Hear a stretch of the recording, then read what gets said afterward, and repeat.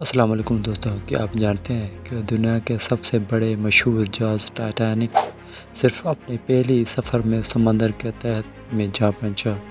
آخر ایسا کیا ہوا؟ ایک جدید اور مضبوط جہاز چند گھنٹوں میں ڈوب گیا۔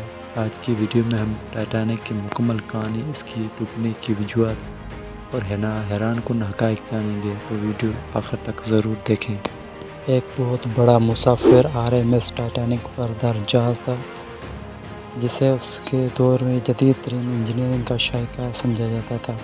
اس کی تعمیر برطانیہ میں ہوئی اور اسے ایک پرتعیش اور محفوظ جہاز کے طور پر پیش کیا گیا۔ 10 اپریل 1912 کو یہ اپنا پہلا سفر شروع کرتا ہے۔ اس کا راستہ برطانیہ کے شہر ساؤتھ ہیمپٹن سے امریکہ کے شہر نیو یارک تک تھا۔ ہزاروں مسافر اس تاریخی سفر پر سوار تھے۔ 14 اپریل 1912 کو رات جہاز شمالی بحر اوقیانوس میں سفر کر رہا تھا۔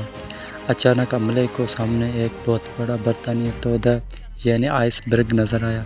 جہاز کو موڑنے کی کوشش کی گئی، لیکن وقت بہت کم تھا۔ جہاز ایک ایسا آئس برگ سے ٹکرا گیا۔ ابتدائی میں نقصان معمولی ہوا، لیکن کچھ ہی دیر میں پانی میں مختلف حصوں میں داخل ہونے لگا اور جہاز آہستہ آہستہ ڈوبنے لگا۔ ٹائٹینک پر تقریباً 2200 افراد سوار تھے۔ بدقسمتی سے لائف بوٹس کی تعداد تمام مسافروں کے لیے کافی نہیں تھی، جس کی وجہ سے 1500 سے زیادہ افراد اپنی جان سے ہاتھ دھو بیٹھے، جبکہ تقریباً 700 افراد کو بچا لیا گیا۔ یہ حادثہ آج بھی سمندری تاریخ میں الگناک ترین واقعات میں شمار کیا جاتا ہے۔ ٹائٹینک کا ملبہ آج بھی شمالی بحر اوقیانوس کی گہرائی میں موجود ہے۔